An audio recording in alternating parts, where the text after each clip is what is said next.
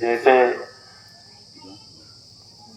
आपके देश को चलाने के लिए आपने राज्य की स्थापना कर रखी है,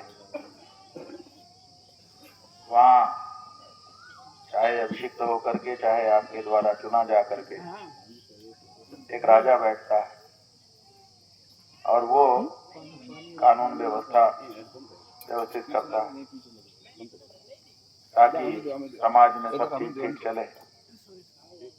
उसी तरह से धर्म का जो राज्य है अनादिकाल से एक परंपरा चल रही है जिसको गुरु परंपरा कहा जाता है। ये जो गुरु होते हैं इनका भी शासन होता है, आप लोग उसको अनुशासन के रूप में समझते हैं।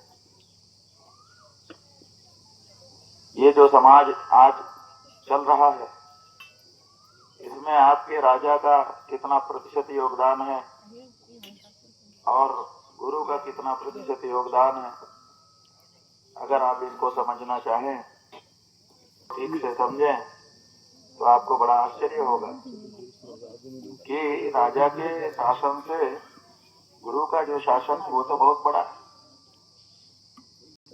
क्योंकि राजा जो है वो दंड का भय दिखाता है, कानून बनाता है, कानून बना करके कहता है कि जो इसको नहीं मानेगा उसको दंड किया जाएगा। दंड के भय से लोग अपराध करने में हिचकते हैं। यही तो राजा का राज है ना, कि वो दंड के भय से लोगों को नियंत्रित कर दे। लेकिन बंधुओं, जैसे राजा दंड के भय से समाज को नियंत्रित करता है, ऐसे ही गुरु भी धर्म दंड के द्वारा जनता को नियंत्रित करता है। जो राजा का नियम नहीं मानता उसको अपराधी कहा जाता है, और जो गुरु के नियम को नहीं मानता, शास्त्र के नियम नहीं मानता, उसको पापी कहा जाता है। इसलिए आपको पाप से बचाने के लिए, माने एक तरह से प्रकारांतर से अपराध से बचाने के लिए गुरु का शासन भी बहुत महत्वपूर्ण होता है। यहाँ जितने लोग आप लोग बैठे हो ना, इसमें से राजा का शासन कुछ ही लोगों पे लागू होता है। कितने लोगों के ऊपर FIR हुई चुकी है? हाथ उठाओ। 1 2 3 4 5 6 7 8। एक छोटा बच्चा भी प्यार से उठा रहा है। हाथ उठाने को कहा ना हमने, उसने सोचा कह रहे हैं गुरुजी तो उठा लेता। अभी वो बोला है, अभी उसको आपकी माया छुई नहीं है, इसलिए गुरु ने जो कहा वो कर रहा है।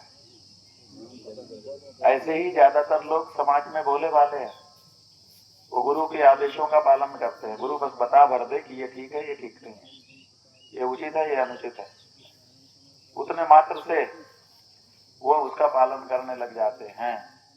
और 80 से 85% लोग समाज में ऐसे ही हैं, जिसको राजा के अनुशासन की जरूरत नहीं है, गुरु के अनुशासन से ही वो आगे बढ़ जाता है। राजा तो केवल 10, 15, 12% लोगों पर शासन कर पाता है, क्योंकि उतने ही लोग उद्दंड होते हैं, उनको दंड देने की जरूरत पड़ती है। बाकी लोग तो अपने आप अंदर की प्रेरणा से, गुरु के अनुशासन से, शास्त्र की मर्यादा से ही नियंत्रित रहते हैं। इसलिए शास्त्र सिखाने वाला, उचित अनुचित का हमको बोध कराने वाला जो गुरु है वो हमारा पहला शासक है और सबसे बड़ा शासक है।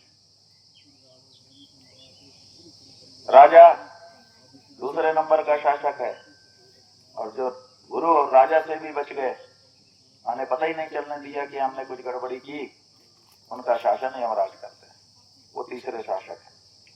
ये हिंदू धर्म की व्यवस्था है।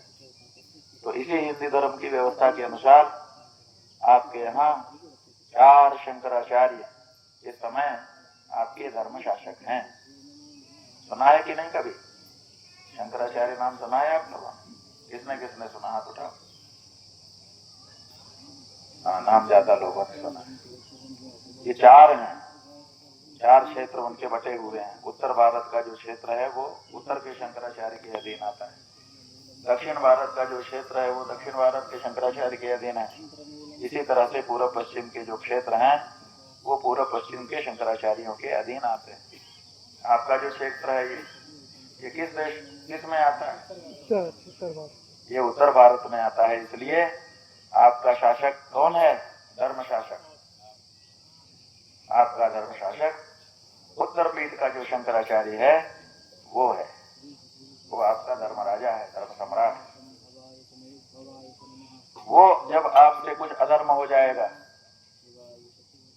तो उससे प्रायश्चित आप पूछेंगे तो आपको प्रायश्चित दे करके वो शुद्ध करेगा। आपको धर्म के बारे में अगर कोई असमंजस हो जाएगा तो उसका ये कार्य है कि वो आपको समझाए, जो उचित है वो बताए, आपके मन का प्रश्न जो है उसको समाधान प्रदान करे। समझ गए?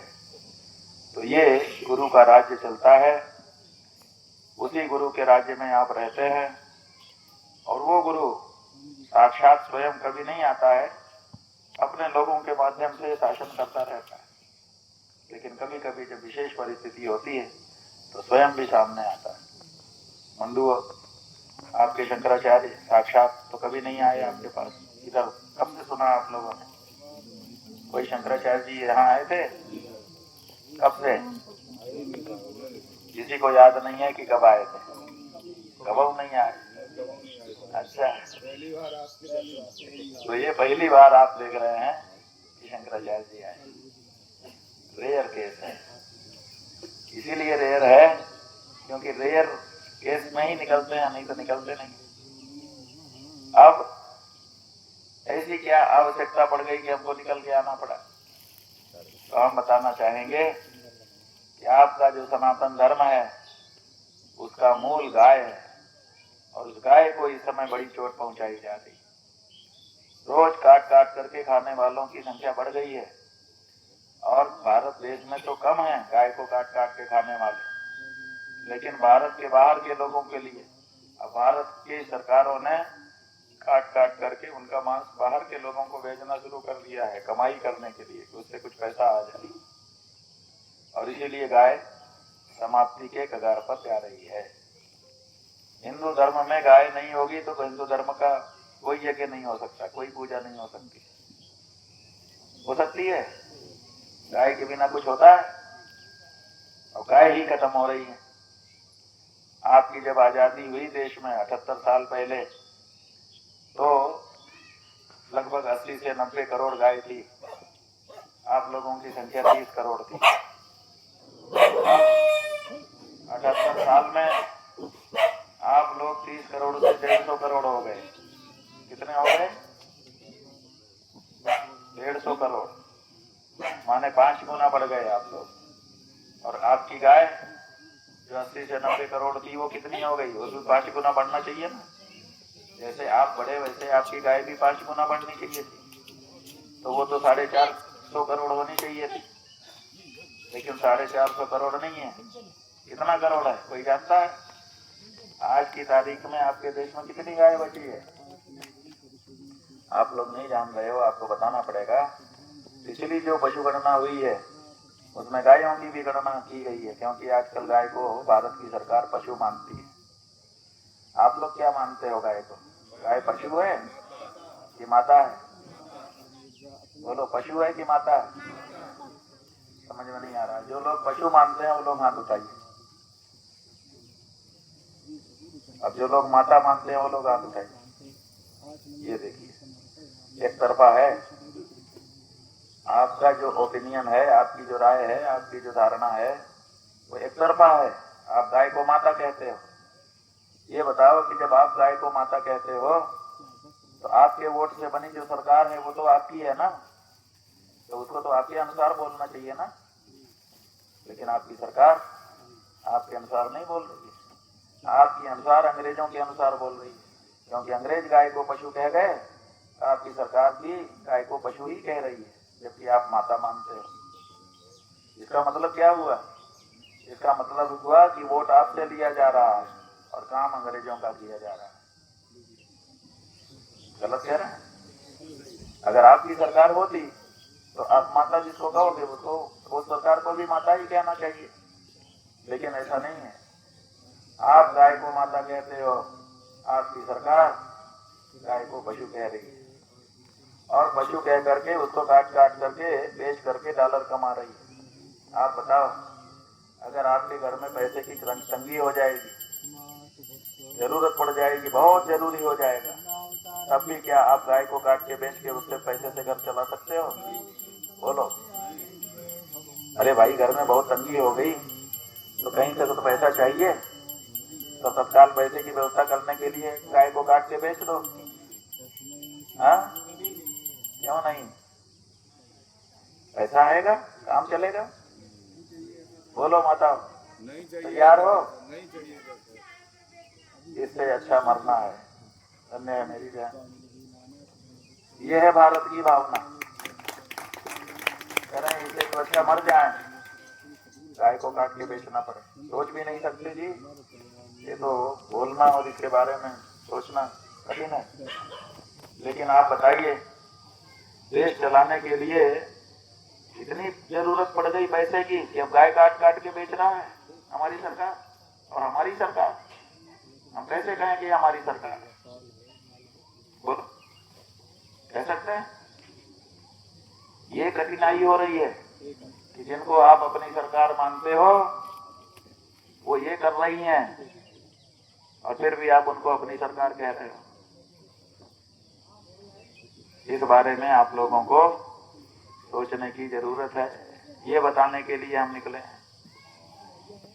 आप बड़े भोले भाले हो, समझते नहीं हो, और आपको ठग लिया जाता है।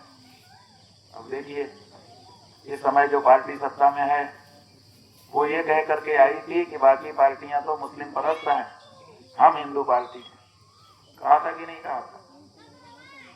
और हिंदू पार्टी बन के आई और हम लोगों ने वोट दिया और सत्ता में आई।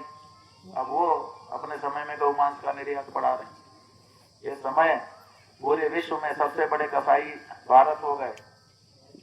जितना मांस हम बेचते हैं उतना विश्व का दूसरा कोई देश बेच नहीं पा रहा। एक ब्राजील नाम का देश है, बस वो कभी कभी हमारे बराबर आ रहा है, कभी कभी पीछे करता है, कभी खुद आगे हो रहा है। उसी से प्रतिस्पर्धा इस समय चल रही है। विश्व के सबसे बड़े मांस विक्रेता कौन? जिस देश में अहिंसा का पाठ पढ़ाया जाता है, जिस देश में हिंसा सोचते भी नहीं थे लोग, उस देश में, जिस देश का प्रधानमंत्री आज भी विदेश में जाता है, कहता है ये बुद्ध का देश है, ये युद्ध का देश नहीं है, ये बुद्ध का देश है। अरे बुद्ध का देश है तो शांति और करुणा भी तो होनी चाहिए, दया भी तो होनी चाहिए, अहिंसा भी तो होनी चाहिए। बुद्ध का देश मंच पे खड़े होकर के बोलेंगे और मांस का व्यापार करेंगे, दोनों चलेगा क्या? हो रहा है कि नहीं हो रहा है? हम कुछ गलत बोल रहे हैं? आप लोग ऐसा नहीं है कि इतने बोले हो, सुनते तो हो ही, समझते तो हो ही सब चीज। आपके कान में बात नहीं आती, ऐसी बात नहीं है। ये हो रहा है बंधु। एक महात्मा जी मुख्यमंत्री बने हैं उत्तर प्रदेश के, गेरुआ कपड़ा पहनते हैं, कहते हैं हम योगी हैं, मानते हैं एक मठ के। आप बताओ, कोई योगी मांस का व्यापारी हो सकता है?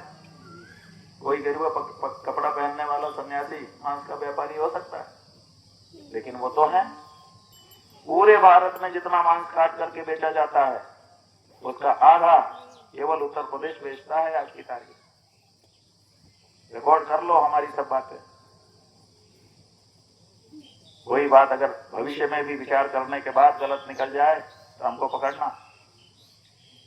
पूरे भारत से जितना मांस काट के बेचा जाता है पशुओं को, उसका केवल उत्तर प्रदेश अकेला एक प्रदेश बाकी 35 प्रदेशों के बराबर मांस बेचता है और काटता भी यहीं पर है। बताइए, ये हो रहा है। आप समझ रहे हो कि हिंदू धर्म ऊपर जा रहा है। क्यों ऊपर जा रहा है? अयोध्या में मंदिर बन गया, इसलिए हमारे हिंदू धर्म की तो इस समय जय जयकार हो रही है। और आपका हिंदू धर्म कहाँ जा रहा है समझ लो। बताओ, आपका हिंदू धर्म घट रहा है कि बढ़ रहा है? बोलो, हाँ कट रहा है ना। देखो अंग्रेज गाय को काटने लगे थे, तभी यहाँ पर स्वतंत्रता का संग्राम हुआ था, उनको भगाया हम लोगों ने। अंग्रेज खुद काटते थे, खुद खाते थे। आज उन अंग्रेजों के लिए आप काट कर करके भेज रहे हो, खुद काट के भेज रहे हो कि लीजिए साहब थोड़ा सा डॉलर दे दीजिए, हम आपके लिए ये मांस लाए गाय। गिरावट है कि नहीं? बहुत बड़ी गिरावट, इतनी बड़ी गिरावट। अभी हम रास्ते में आ रहे थे, हमारे पास एक व्यक्ति ने फाइल दिया, दिखा ले आओ भाई गाड़ी में सफाई। एक लुलु मॉल है, किसी ने सुना है लुलु मॉल? हाँ देखो कुछ लड़के जान रहे हैं। ये केवल लखनऊ में नहीं है, ये पूरे देश और पूरे विदेश कई जगह पे इंटरनेशनल फ्रेंचाइजी है। तो ये लुलु मॉल जो है ये गाय का मांस भी बेचता है, उसकी वेबसाइट में लिखा हुआ है कि हम गाय का मांस भी बेचते हैं। ये देखिए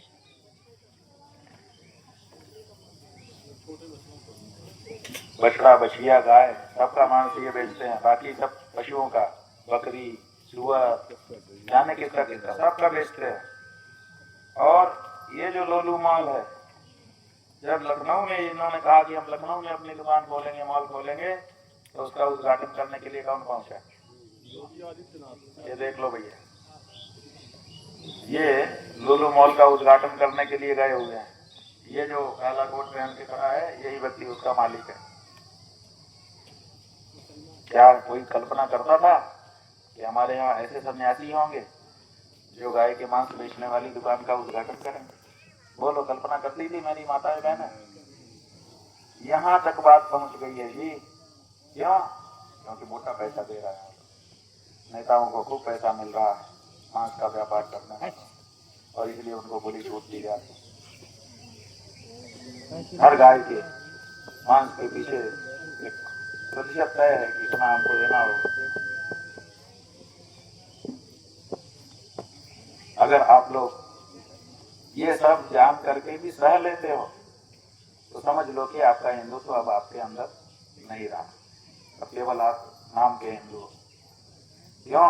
क्योंकि जो काम का हिंदू था वो गाय की हत्या को सह नहीं सकता था। आप अपने पूर्वजों का इतिहास उठा के देख लो, अगर कहीं गाय मारी जाती थी तो अपने लड़ा के जाते थे, खबरदार, लड़ पड़ते थे, जान दे भी देते थे और जान दे भी देते। गाय की हत्या को स्वीकार नहीं किया जाता। आप अब सह लेने लग गए हो और सही नहीं ले रहे हो, ऐसा करने वालों का साथ भी दे रहे हो। इसलिए आपको ये बताना जरूरी था कि आपका धर्म अब केवल नाम मात्र के लिए बचा है। अगर आप सब लोग हिंदू धर्म से अलग ही जाना चाहते हो तो कोई बात नहीं, बन जाओ मुसलमान, बन जाओ ईसाई, लेकिन अगर हिंदू हो तो जब तक अपने आप को हिंदू कह रहे हो तब तक तो कम से कम हिंदू जैसा आचरण कर लो।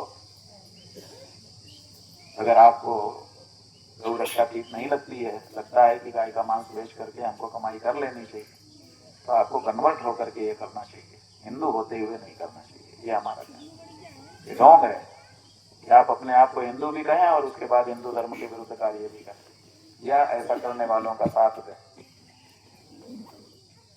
बोलो, हम गलत कह रहे हैं? हाँ, हम अभी तो ज्यादा नहीं कह पाएंगे क्योंकि हमको अभी दूर तक जाना भी है, लेकिन आपके बीच में हमने आकर के आपके विचारों को थोड़ी सी उत्तेजना दी है।